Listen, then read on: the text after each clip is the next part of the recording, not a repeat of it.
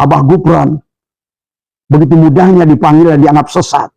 Tapi Masya Allah, ratusan video singkat yang kesesatan Ba'alwi tentang membulak-balikan hadis, menyampaikan hurafat yang lebih haram dari yang haram tadi semua. Tapi sampai hari ini, bahkan yang kasus hukum, ya, beberapa habib yang menyangkut pelecehan seksual, pemerkosaan, perampokan, tapi tidak pernah dikutiknya. Inilah memang sesuatu hal yang harus ada desakan untuk ini. Karena ini kelihatannya adalah ada grand design ini semuanya. Ada sesuatu, ada perlindungan ini tadi semua. Kayaknya ada puls yang menjaga ini semua tadi semua ya. Yang harus diluruskan kalau menurut Abah tadi semua ya. Karena aneh tadi semua. Karena begitu Pak Gufron sebentar saja dianggap sesat. Padahal sesat itu adalah sesuatu kalau merugikan banyak orang. Ya, tentang dia ngomong sama semut, dia ngomong sama tembok, ngomong sama malaikat, urusan beliau tadi semua. Nggak ada yang dirugikan, siapa yang dirugikan? Tapi kalau seandainya sebaliknya, yang Habib ini banyak menipu umat, harusnya MUI adalah minimal sebelum menjudge, menghukum, pelajari videonya, lihat videonya, panggil Habib ini satu-satu, luruskan kalau memang mau menjadi Majelis Ulama Indonesia. Tadi, kecuali menjadi Majelis Ulama Bali, halin soal tadi semua ya. Ya, inilah juga termasuk PBNU, ya. Pengurus besar Nahdlatul Ubaidillah tadi semua. Nah, ini yang harus diluruskan. Saudara sekalian, pada kesempatan ini saya akan menghadirkan video dari Abah Setu ya, terkait dengan menanggapi podcastnya Bang Haji Rhoma Irama dengan Menteri Agama, yaitu Profesor Dr. Nasaruddin Umar ya. Nah, beberapa hal yang menarik yang akan dibahas oleh Abah Setu terkait dengan sikap Kementerian Agama maupun MUI dan PBNU terkait dengan polemik nasab ini, saudara sekalian. Oke, selengkapnya mari kita sama-sama simak video berikut, tentunya setelah intro seperti ini. Silahkan.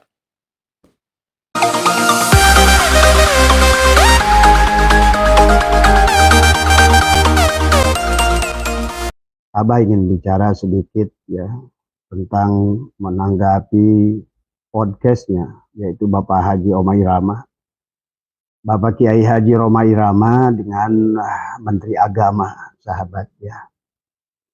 Sebuah podcast yang baik dan kita doakan semoga Bang Haji Rhoma Irama senantiasa diberikan kesehatan oleh Allah Subhanahu wa taala. Dan demikian pula Abah mendoakan kepada Menteri Agama, yaitu Profesor Dr. Nasaruddin Umar ya. Semoga beliau senantiasa diberikan kesehatan oleh Allah Subhanahu wa taala. Alhamdulillah wa syukurillah, sahabat, kita sekarang punya Menteri Agama yang luar biasa. Memiliki pengalaman luar negeri yang luar biasa, pendalaman ilmunya juga luar biasa ya. Dan beliau adalah sesungguhnya adalah merupakan pengamal thariqah yang sangat taat ya. Pada kesempatan siang hari ini banyak hal yang ingin Abah berbagi adalah yang berkaitan dengan bagaimana Bang Haji Rhoma Irama ya mewawancarai Menteri Agama yang berkaitan dengan nasab ya, sahabat. Sesungguhnya yang dibicarakan sangat luas ya. Termasuk adalah menyangkut masalah negara ya. Tetapi apa yang ingin Abah berbagi adalah hanya yang berkaitan dengan bab nasab ya. Apa yang disampaikan Menteri Agama sesungguhnya adalah apa yang sudah sering juga Abah sampaikan, sahabat, tentang nasab ya. Memang benar, ternyata memang kalau urusan nasab ini bukan ranah Menteri Agama ya. Karena sebagaimana yang beliau sampaikan adalah tugas pemerintah, adalah Kementerian Agama adalah bagaimana mendekatkan umat daripada agamanya.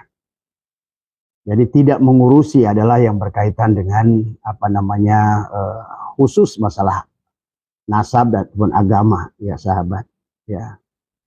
Maka beliau dan juga sekaligus ya, dan saya juga udah paham dari dulu, sesungguhnya seharusnya yang bisa menjadikan wasit ya yang adil dalam urusan nasab ini adalah Majelis Ulama Indonesia. Kelihatannya juga Bapak Menteri Agama menegaskan bahwa ini bukan ranah Menteri Agama, tapi lebih ranah kepada ulama, ya. Karena perbedaan pandangan di dalam kaitan nasab ini adalah sekarang menjadi ranah ikhtilaf di Indonesia, adalah ranah perbedaan pendapat, ya. Maka semoga perbedaan ini diharapkan akan menjadi rahmat pada satu saat nanti, ya. Di mana ada dua kelompok ulama yang memandang satu kelompok adalah sudah dengan penelitian yang komprehensif ya tentang nasab, ya.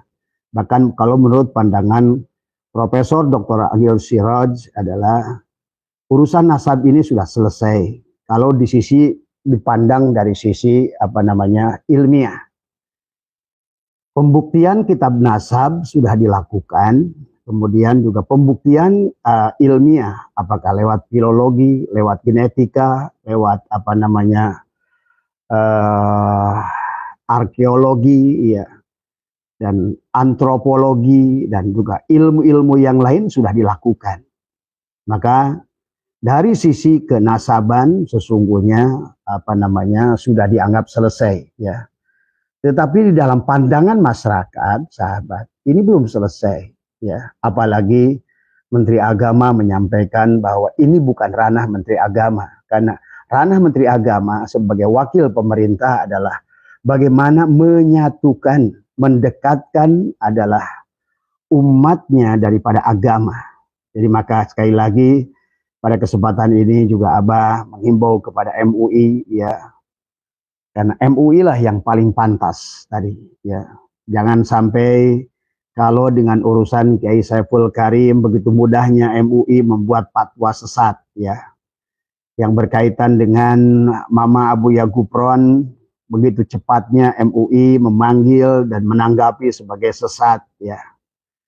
Tetapi yang berkaitan dengan ranah Ba'alwi, justru MUI walaupun sudah dilaporkan, ya, banyak yang melaporkan, termasuk Tubagus Mugi, ya, dan juga memberikan data-data tentang apa yang disampaikan oleh para habib ini adalah sesungguhnya jauh daripada menyimpang daripada agama. Tetapi sampai hari ini MUI adalah tidak berbuat apa-apa, ya.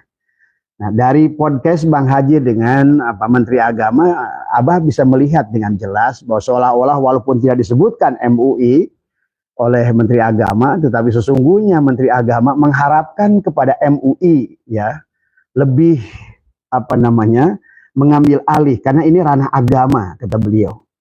Ini adalah ranah para ulama tadi semua, dan pemerintah tidak boleh mengambil mengambil sebuah tindakan, karena kalau seandainya kalau pemerintah yang mengambil tindakan malah bukan menyelesaikan masalah, malah menambah masalah baru. Dalam satu hal ini Abah setuju, ya sahabat. Ada beberapa catatan yang Abah ambil yang nanti kita akan coba buat natijah. Yang pertama, kata beliau, yang berkaitan dengan nasab, kebiasaan masyarakat Indonesia itu suka adalah mencicakkan cicak menjadi buaya, membuat cicak jadi buaya, dan jangan pula, kata beliau, membuayakan cicak. Biarkan yang kecil adalah kecil, biarkan yang besar itulah besar. Jangan mengecilkan yang besar dan membesarkan perkara yang kecil. Sebagaimana beliau katakan, jangan menjadikan kucing itu adalah macan, dan jangan juga menjadikan macan itu adalah kucing. Maka inilah yang harus juga dipelajari oleh masyarakat kita. Abah setuju dengan Menteri Agama. Artinya jangan berbangga-bangga dengan apalagi yang berkaitannya dengan nasab, ya. Biarkan menempatkan segala perkara pada porsinya. Tak usah cicak dibikin buaya, dan tak usah juga buaya dibikin cicak. Yang kecil biarkan kecil, yang besar biarkan adalah besar. Kalau dia memang kucing, jangan dibuat jadi macan, dan kalau dia macan, jangan dibuat jadi kucing. Itu adalah sesungguhnya bahasa bahasa halus adalah Profesor Nasaruddin Umar menyindir kepada orang-orang yang suka berbangga-bangga dengan nasab, baik dari kalangan Ba'alwi maupun dari kalangan Wali Songo, ya sahabat. Siapapun dia, ya, yang berbangga dengan nasab itu buruk, ya sahabat. Ya. Yang kedua kata beliau adalah, kalau baginda Nabi itu, kata beliau, pasti sudah punya rumus DNA. Tentu kita sudah tahu bahwa rumus DNA keturunan Quraisy adalah baginda Nabi adalah J1. Kata beliau adalah, maka DNA Nabi secara genetik akan turun kepada keluarganya. Betul, ya. Siapapun mereka yang memiliki hubungan darah biologis kepada baginda Nabi akan memiliki J1. Dan dari kalangan para ilmuwan sudah menguji dari beberapa orang Habib yang ada di Indonesia, Habib Agus, ya, termasuk juga Habib Rizik, Habib Lutfi bin Yahya, Bahar bin Smith, dan beberapa sudah dites sesungguhnya, dan mereka adalah bukan J1 tetapi adalah G, ya.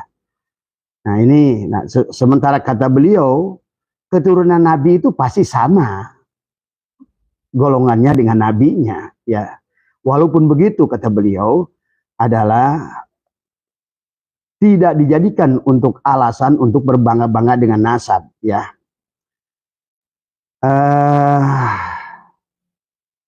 Apalagi kata beliau dijelaskan di sini, beliau melarang Habib membanggakan nasab karena manusia tidak mulia dengan nasab. Setuju, ya. Dan Abah sering mengatakan manusia tidak mulia menjadi nasab, ya, karena nasab ada dibagi, ada biologis, ada spiritual, sahabat, ya. Nasab secara biologis baginda Nabi itu kita sudah paham, ya. Anda tahu kisah bagaimana baginda Nabi pada saat bertanya kepada Allah tentang putranya yang 3, Qasim, Abdullah, Ibrahim, yang diwafatkan oleh Allah usia 2 tahun, ya semua.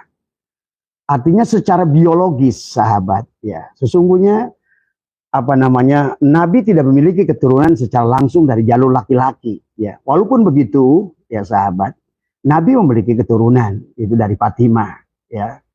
Dan dari Fatimah itulah nanti akan lahir dari dari Hasan dan Husain. Dari Hasan Husain lah semua keturunan Nabi Sayyid dan Syarif yang ada di dunia ini, ya.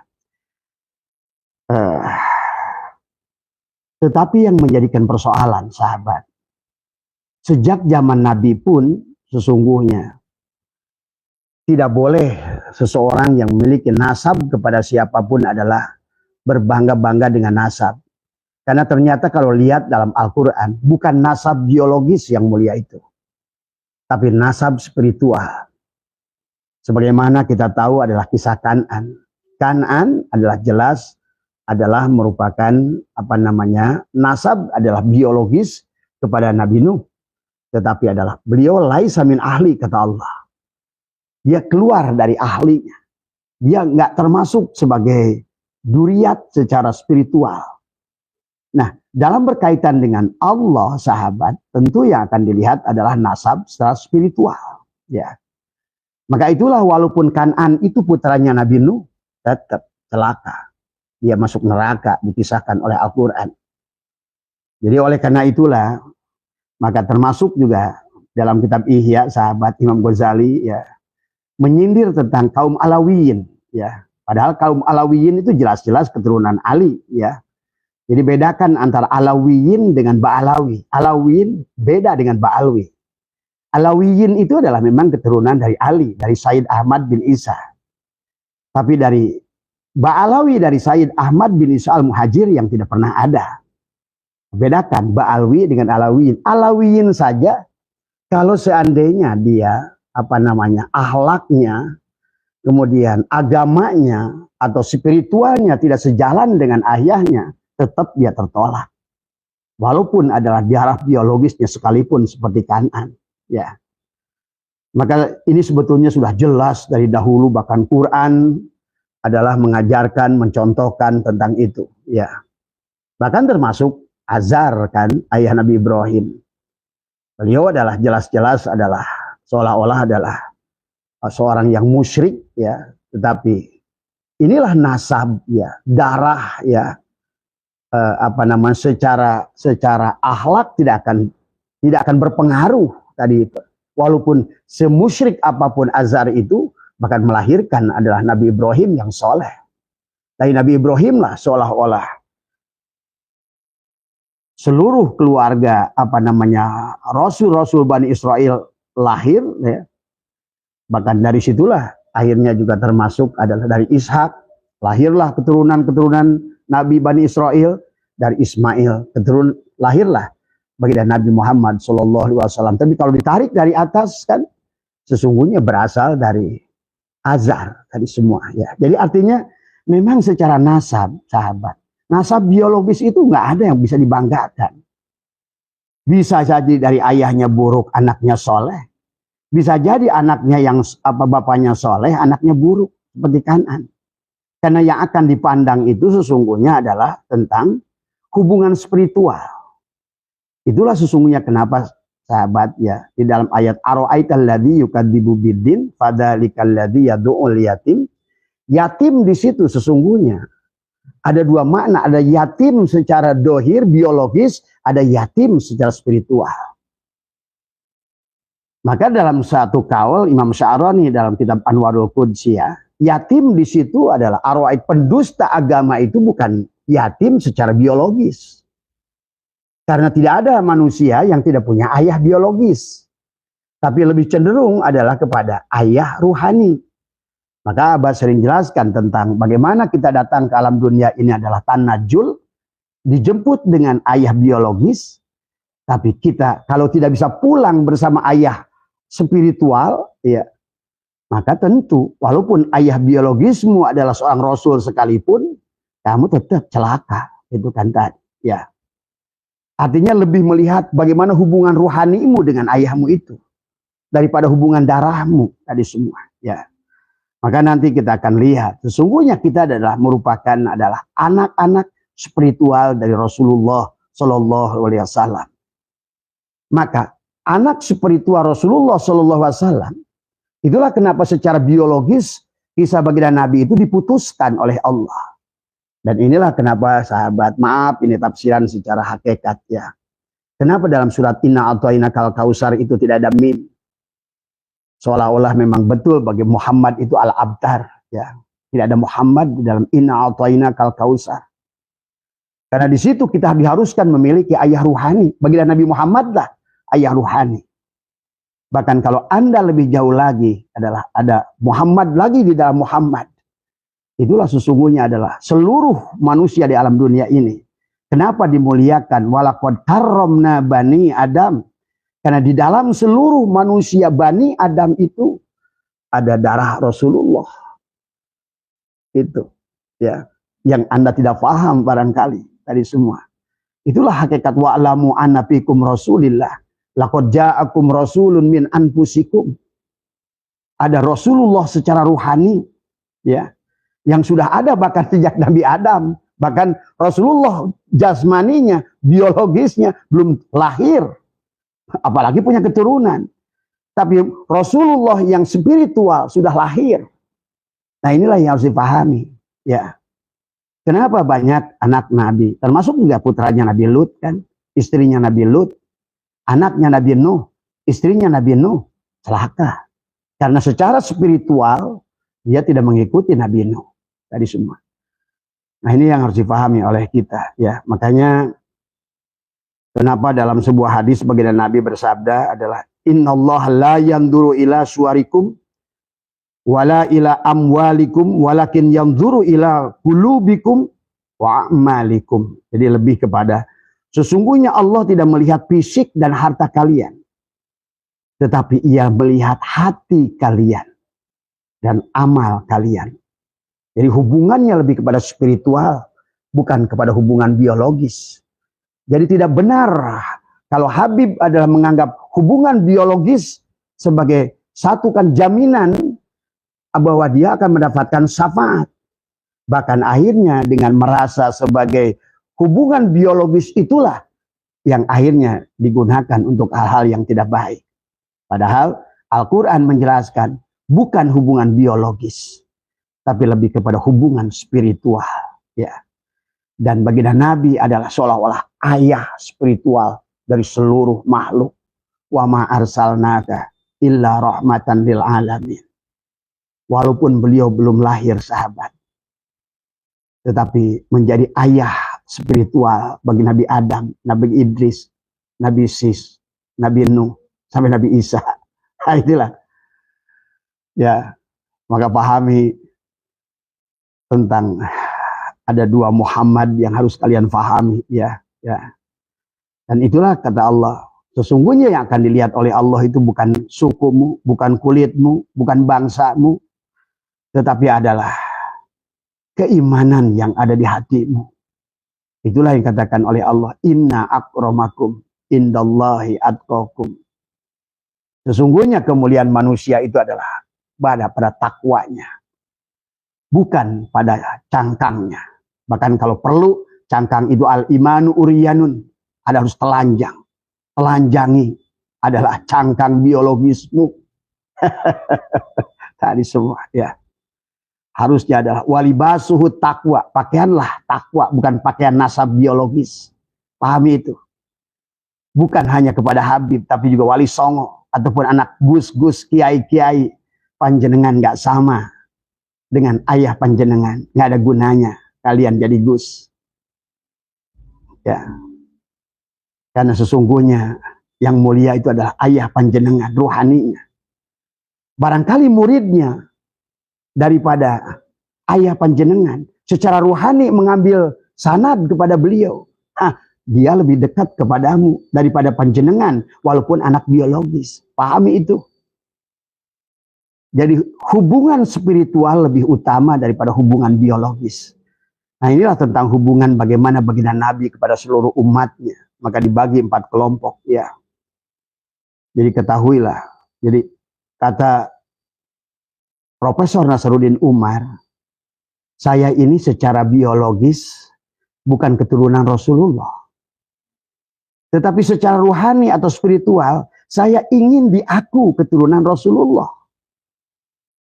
Karena pada dasarnya sahabat, yang dikaitkan dengan Rasulullah dibagi 4 kelompok. Yang pertama Ahlul Bait. Ahlul Bait kita sudah tahu adalah 5 orang. Baginda Nabi, Fatimah, Ali, Hasan dan Husain. Ini yang dijamin oleh Allah dalam Al-Quran. Dan itu pun kalau seandainya mereka tidak berbuat salah. Maka kenapa baginda Nabi bersabda, kalau Fatimah mencuri, akulah yang akan memotong tangannya. Artinya, walaupun Allah sudah menjadikan ada sabab, ada musabab, tidak bisa. Walaupun katakanlah kata Allah, aku menjaga kesucian mereka. Tapi mereka adalah berbuat kefasikan, ya tentu saja. Maka bagaimana baginda Nabi keras kepada keluarganya, ya. Itu yang disebut Ahlul Bait. Nah, yang kedua, kita adalah seluruh umat Nabi Muhammad adalah yang disebut Alu Muhammad. Siapapun yang menjadikan beliau ayah spiritual. Itulah kenapa sahabat di Torikoh itu dibaiat. Innal ladzina yubayyi'unaka innama yubayyi'un Allah lewat talqin. Karena sesungguhnya dibaiatkan oleh baginda Nabi secara ruhani. Walaupun orang tersebut bukan anak biologis baginda Nabi.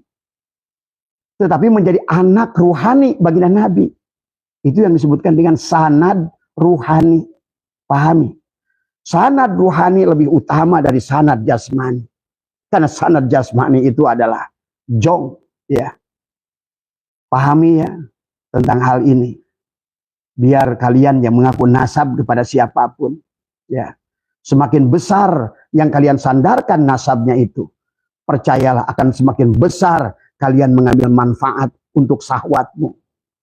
Bukan sebaliknya, bukan semakin besar giromu untuk berjuang sebagaimana duriatmu. Karena kita adalah manusia lemah. Maka inilah yang harus kita luruskan. Jadi yang pertama Ahlul Bait, yang kedua Ahlu Muhammad.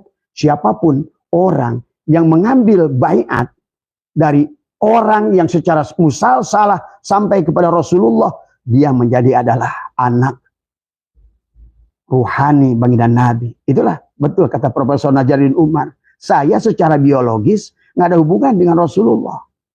Tapi saya ingin sebagai anak ruhani secara spiritual, saya harus menyambungkan kepada beliau sebagai ayah ruhani. Kan secara tanajul kita dijemput ayah biologis, secara tarki kita adalah harus kembali bersama ayah ruhani. Pahami ya masalah ini ya. Itu yang tentang dan dengan Alu Muhammad. Berarti siapapun adalah yang mengaku sebagai umat baginda Nabi. Maka baginda Nabi itu kenapa sahabat? Walaupun disebut basar tapi lakal basar. Bukan basar biasa beliau itu. Harus dipahami. Bahkan bayangkan sebelum lahirnya saja. Setiap zaman itu ditunggu kelahirannya. Dan di alam arwah beliau itu sudah menyebut ummati. Kalau kalian paham. Ya. Wasummiya fi qalbihi sulbi Rasulullah SAW zakarullah walabbah. Sudah berzikir beliau itu. Bahkan pada saat beliau lahir, lihat di dalam beberapa kitab, beliau tersujud, dia mengambil apa? Ummati, ummati. Itulah yang disebutkan dengan Duriyat atau disebutkan Alu Muhammad yang secara sanad ruhani tersambung pada Rasulullah. Itu lebih penting daripada sanad biologis, tapi dia tersambung secara sanad ruhani. Itulah Kan'an contohnya. Anak biologis, tapi dia tersambung secara sanad ruhani. Tertolaklah laisa min ahli. Anak kiai, anak ajengan adalah anak seorang mursyid, ya, sekalipun, tetapi ada muridnya yang jauh dari seberang sana mengambil baiat dari ayahnya sebagai ayah ruhani untuk menyambungkan kepada Rasulullah, maka dia lebih dekat daripada anak biologisnya yang belum pernah berbaiat kepada ayahnya, yang ayahnya itu seorang mursyid. Sama saja dengan Rasulullah. Pahami tentang hal ini. Itulah yang disebut dengan Alu Muhammad. Ya. Yang ketiga adalah yang disebut dengan Duriyatul Rasul. Yang memiliki adalah, tadi kata Menteri Agama, kalau baginda Nabi itu pasti adalah ada rumus DNA-nya. Dan pasti rumus DNA-nya akan sama. Itu namanya Duriyatul Rasul. Itu pun tergantung. Jangankan yang palsu, yang asli saja kata Imam Ghazali dalam Ihya. Kaum Alawiyin itu yang dikhawatirkan mereka itu adalah akan celaka. Karena apa? Mereka akan berbangga dengan nasab, merasa sanadnya kepada Rasulullah. Itulah lihat kisah Imam Syafi'i. Beliau itu sebetulnya keturunan ke-12, dekat dengan Rasulullah. Nggak ada namanya disebut Habib lah, Sayyid lah, Syarif lah. Nggak sebut Syarif Syafi'i, Sayyid Syafi'i. Apalagi Habib Syafi'i. Nggak ada. Karena mereka dulu ahli ilmu itu sudah faham. Lebih baik aku lebih pada berpegang kepada sanad ruhaninya daripada kepada sanad biologisnya. Karena kalau bersandar kepada sanad biologisnya, dampaknya kalau kamu tidak bisa menunjukkan akhlak beliau, maka tubuhmu akan menolak. Akan terus muncul dari tubuhmu penolakan. Semakin kau mengaku kepada seseorang yang memiliki sanad biologis yang tinggi dan kamu tidak melaksanakan darahnya itu nggak disefrekuensikan, maka tubuhmu akan terus menunjukkan dengan kemaksiatan. Ini harus dipahami. Maka jangan aneh kalau orang-orang yang mengaku duriat pada seseorang yang mulia, yang agung, maka walaupun sejuta ingin dia menjadi duriat itu, tubuhnya sendiri, perkataannya sendiri, pemahamannya sendiri akan belok jauh. Inilah kalau bersandar kepada sanad biologis. Kalaupun itu benar, apalagi nyata-nyata bukan, misalnya, gitu kan tadi semua sahabat. Itu yang disebut Duriyatul Rasul. Duriyatul Rasul pun tergantung. Kalau kamu sejalan secara ilmu, secara syariat, secara akidah, secara amaliyah, secara ruhani lah, tidak sejalan, maka walaupun kamu duriyatul rasul sekalipun, tidak ada faedahnya. Sebagaimana Kan'an adalah duriatnya biologis Nuh, tapi dia adalah laisa min ahli. Kata Allah, lihat, laisa min ahli. Ya. Ini yang harus dipahami oleh kita. Nah, yang keempat adalah yang disebut hubungan kita dengan Rasulullah, disebut idratu Rasulillah. Nah, ini adalah orang-orang yang memang luar biasa. Mereka-mereka yang menjadi mursyid secara musalsalah. Misalnya dari Khulafaur Rasyidin, dari Imam Ja'far Al-Shadiq tuh, yang runutan Thariqat Qadiriyah kepada Tuan Syekh Abdul Qadir, terus turun ke bawah. Itu adalah secara sanad, ruhani, maupun biologis, dia itu akan tetap terjaga. Nah, ini yang harusnya lebih membanggakan diri itu seharusnya adalah idratu Rasulillah. Bukan Sayyid, bukan Habib, bukan Syarif, bukan. Yang dikaitkan kepada sanad biologis. Karena mengaitkan kepada sanad biologis, kebanyakan ulama nggak mau. Ya, karena bahaya. Nah itu. Karena cenderung dirimu akan lebih merusak daripada memberikan manfaat. Dan sekaligus juga cenderung akan merusak dirimu daripada manfaat kepada dirimu. Kata Imam Ghazali dalam Ihya, akan muncul al-kibru. Tadi. Betapa bahayanya kaum Alawiyin. Karena dia akan sulit menjaga daripada kesombongan dirinya. Dan itu betul terjadi, sahabat. Ya. Jadi pahami ya, itu tentang 4 hubungan ya yang sesungguhnya. Nah, oleh karena itulah maka akhirnya di penghujungnya, makanya ada Habib yang pernah berkata, sebetulnya ini saya dengar dari seorang Habib. Ada seorang Habib yang mana kalau ada orang itu melihat kepadanya langsung masuk surga. Karena dia cucu Rasul. Tapi kalau nggak bisa melihat kepadanya katanya, nggak sempat. Cukup melihat orang yang pernah melihat Habib ini, maka itu pun masuk surga. Sebetulnya itu juga salah alamat. Kisah itu sebetulnya ada zaman kisah Syekh Abu Yazid Al-Bustami. Ya. Abu Yazid Al-Bustami pernah dicari oleh seorang raja atas pernyataannya bahwa siapa yang melihat Abu Yazid Bustami tidak akan terbakar oleh api manapun termasuk api neraka. Karena pernah melihat Rasulullah. Nah, itu bukan karena Rasulullah secara biologis, kawan. Ini kayaknya Habib tahu dari kisah itu, kemudian dia buat kisah baru. Seolah-olah pada dirinya. Tapi kisah itu adalah tentang kisah Abu Yazid Bustami. Melihat hakikat Rasulullah. Bukan biologis Rasulullah. Itulah Rasulullah spiritual. Itulah Rasulullah ruhani. Hakikat Nur Muhammad yang dimaksud. Tapi oleh Habib itu ada dibuat kisah. Jadi seolah-olah dia itu, Muhammad itu. Nah inilah. Jadi kalau saya lihat, mereka itu membuat kisah-kisah itu dari kisah-kisah para sufi dulu. Kemudian dibuat kisah itu seolah-olah juga dengan menempatkan pada diri mereka. Inilah yang bahaya ya. Baik ya. Kemudian apa? Yang selanjutnya kata sikap pemerintah, kata Pak Menteri Agama, ya.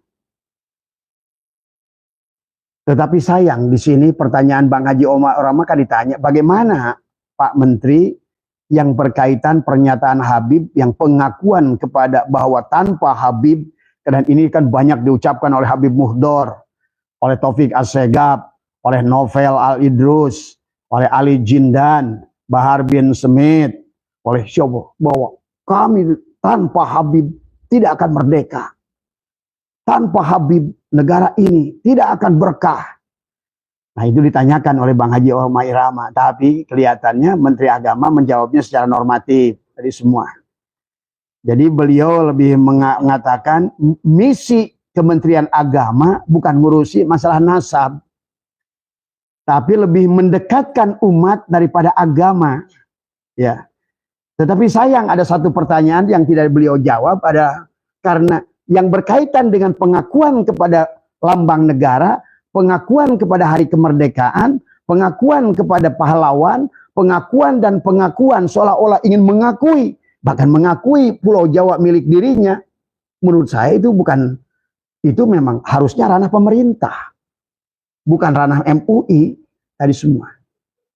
Karena pengakuan itu adalah tanpa dengan faktanya bahaya. Seharusnya Bang Haji itu harusnya ditanya lagi, Pak, ini berkaitan dengan pengakuan mereka. Dengan pernyataan bahwa tanpa mereka Indonesia nggak merdeka, tanpa mereka kita ini bahwa masih, tanpa mereka tidak akan ada keberkahan, tanpa mereka kita tidak akan ngerti ilmu, gitu kan tadi semua. Bahkan pengakuan lambang negara, pengakuan bendera, pengakuan pahlawan, pemalsuan makam, harusnya ini ditanya. Dan ini menurut saya harusnya adalah ranah pemerintah. Kalau urusan nasabnya tadi Abah setuju, itu bukan ranah pemerintah, tapi lebih ranah MUI, Majelis Ulama Indonesia, yang harus menjadikan, masa barang saja sampai disusul ke luar negeri ini halal, ini haram. Jangan saja hanya sebatas mencari duit dari jual sertifikat halal. Tapi bagaimana nasab ini pun, mana haram, mana halal. Jangan hanya kepada kelompok tertentu yang menurut saya, contoh ada, saya pernah lihat ya, video bahwa Pak Saiful Karim adalah sudah dianggap sesat oleh MUI. Itu ngaco besar. Justru Pak Saiful Karim itu banyak muridnya dan kerasa. Apa yang disampaikannya itu terasa oleh umat. Ya. Tapi dengan mudahnya disesatkan karena tidak sejalan dengan pengajaran departemen dengan MUI gitu kan tadi. Abah Gupron begitu mudahnya dipanggil dan dianggap sesat. Tapi Masya Allah, ratusan video singkat yang kesesatan Ba'alwi tentang membulak-balikan hadis, menyampaikan hurafat yang lebih haram dari yang haram tadi semua. Tapi sampai hari ini, bahkan yang kasus hukum, ya, beberapa Habib yang menyangkut pelecehan seksual, pemerkosaan, perampokan, tapi tidak pernah dikutiknya. Inilah memang sesuatu hal yang harus ada desakan untuk ini. Karena ini kelihatannya adalah ada grand design ini semuanya. Ada sesuatu, ada perlindungan ini tadi semua. Kayaknya ada pulus yang menjaga ini semua tadi semua ya. Yang harus diluruskan kalau menurut Abah tadi semua ya. Karena aneh tadi semua. Karena begitu Pak Gupron sebentar saja dianggap sesat. Padahal sesat itu adalah sesuatu kalau merugikan banyak orang. Ya, tentang dia ngomong sama semut, dia ngomong sama tembok, ngomong sama malaikat, urusan beliau. Tadi semua, nggak ada yang dirugikan, siapa dirugikan? Tapi kalau seandainya sebaliknya, yang Habib ini banyak menipu umat, harusnya MUI adalah minimal sebelum menjudge, menghukum, pelajari videonya, lihat videonya, panggil Habib ini satu-satu, luruskan kalau memang mau menjadi Majelis Ulama Indonesia. Tadi kecuali menjadi Majelis Ulama Ba'alwi, lain soal tadi semua ya. Inilah juga termasuk PBNU ya. Pengurus besar Nahdlatul Ubaidillah tadi semua. Nah, ini yang harus diluruskan karena kata Pak Menteri Agama ini urusan ulama, karena ini berkaitan nasab, ini urusan ulama, tetapi ada satu yang bukan urusan ulama, adalah pengklaiman. Itu urusan hukum sebenarnya. Pengklaiman kepada sesuatu ya, tentang pahlawan, tentang lambang negara, tentang apa semua, itu sesungguhnya adalah lebih kepada ranah pemerintah ya. Inilah sahabat ya yang harus dipahami oleh kita. Ya. Kemudian kata beliau adalah bahwa tujuan Menteri Agama itu adalah, pemerintahan agama itu adalah untuk justru adalah mendekatkan umat dari agamanya. Ya, ini yang saya setuju dengan ini. Karena kata beliau, pada saat umat dekat dengan agama, seharusnya nggak perlu polisi. Karena yang menjadikan hakim itu adalah akidahnya. Apalagi kalau sudah dia ihsan. Anta budallahu ka'annaka tara. Dia mampu melihat Allah atau mampu dilihat Allah. Dan yang kayak begini Abah saksikan di Belanda, di Jerman Timur, di Switzerland, di Kanada. Orang-orang itu di sana itu Pak, ihsan. Nah inilah yang dimaksud Menteri Agama. Tujuan Kementerian Agama mendekatkan umat dari agamanya. Jadi kata beliau, urusan nasab ini bukan urusan kami tadi semua ya. Maka kalau kami ikut serta, maka akan lebih buruk dampaknya. Saya setuju.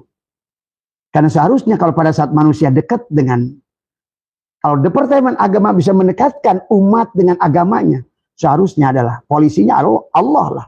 Tadi semua. Polisinya adalah akidah lah. Dia merasa dilihat oleh Allah. Malu. Akan malu sebenarnya. Inilah sebenarnya. Kenapa agama ini harusnya, kalau saya Bang Hamid Yorba, saya tanya balik. Harusnya mafhum mukhalafah dibalikan tadi semua. Terus kenapa atuh sekarang umat itu rusak? Berarti sudah ada jarak yang jauh antara umat dan agamanya. Kemudian kalau beliau menjawab, susul lagi. Siapa yang membuat jauh umat dan agamanya?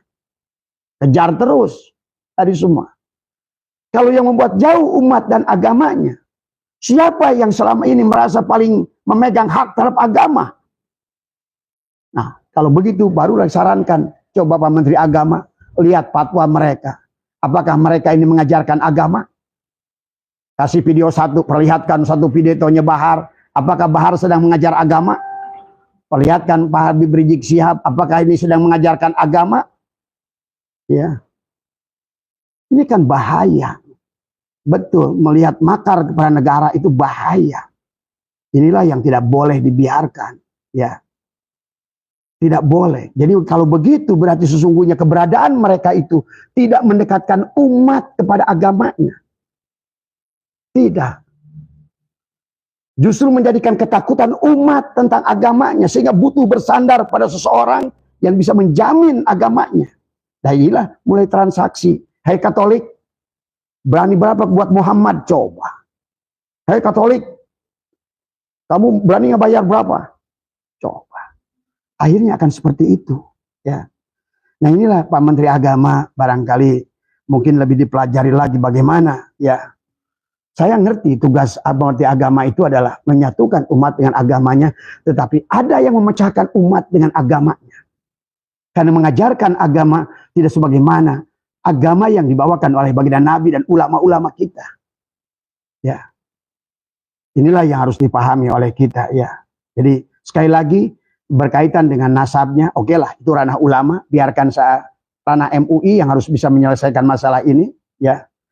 Tetapi yang berkaitan dengan pengakuan negara, pengakuan lambang negara, pengakuan kepada makam-makam tertentu, pembaalwian pahlawan, dan lain sebagainya, itu menjadikan ranah hukum seharusnya. Mereka harus diminta bukti oleh pemerintah. Ya. Demikian pula juga adalah buat teman-teman Baalwi. Maka siapapun yang mengaku menyandarkan dirinya kepada seseorang yang dimiliki oleh seluruh manusia, bahkan oleh seluruh muslim sedunia, maka wajib siapapun yang mengakui harus membuktikan kebenarannya. Kalau tidak, maka akan dia menolak dirinya sendiri.